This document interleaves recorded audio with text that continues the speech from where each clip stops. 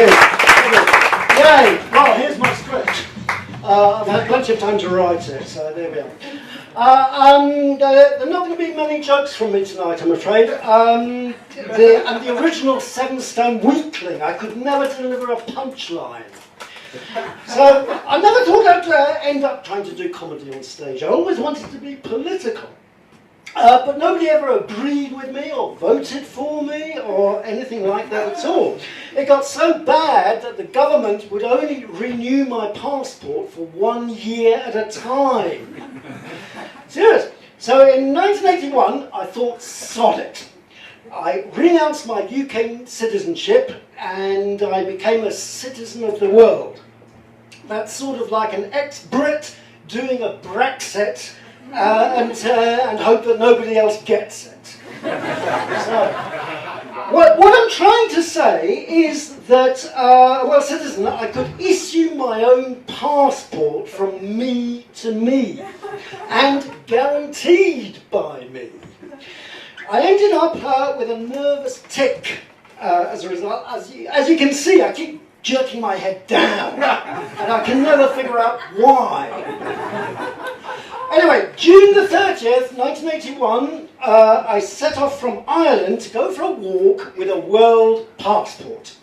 And what I wanted was to find a few people who would agree with me so that I could feel popular. That is what I really wanted. And just in case I didn't find anybody, I kept 50 pence in my pocket for emergencies. Well, a lot of people said, wow, world passport, you can go anywhere with it, right? Not really. You can end up in prison with it very easily indeed, and it's happened to me a few times. I've been arrested a few times, I've been deported a fair few times, I became quite thin a few times. The next thing that people asked is, well, why actually are you walking? And the answer to that is, well, I don't know where I'm going. And even if I did know where I'm going, I don't have any money for the bus fare anyway. So, yeah. You know, the trouble is that none of this is really very funny. I mean, I don't actually see much humour in here. I really mean it. I'm absolutely serious. The trouble is I'm too close to it all. You know, I can't stand back and get an overview, so I don't see the humour.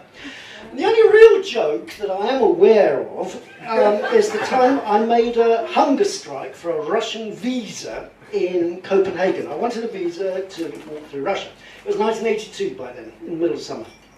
And the joke is that at that time, in the middle of the Cold War, a lot of people were making a hunger strike to get out of Russia. And here's somebody making a hunger strike to get in. I mean, even I could see the humour of that. Well, I lasted 20 days of a hunger strike. I really did not eat a thing. I was drinking black coffee with saccharin tablets and I was smoking cigarettes the whole 20 days. But on day 12, I had sex. And it was with a journalist whom I had met in Hamburg in Germany. I stayed with her for 2 weeks. And then she came up to Copenhagen a couple of months later to cover the strike. But people still didn't take me seriously. So I caved in and broke the strike. I went straight on to a raw seafood diet. I saw food and I ate it. Really? That's not my joke, actually. I got that from a tube station notice board.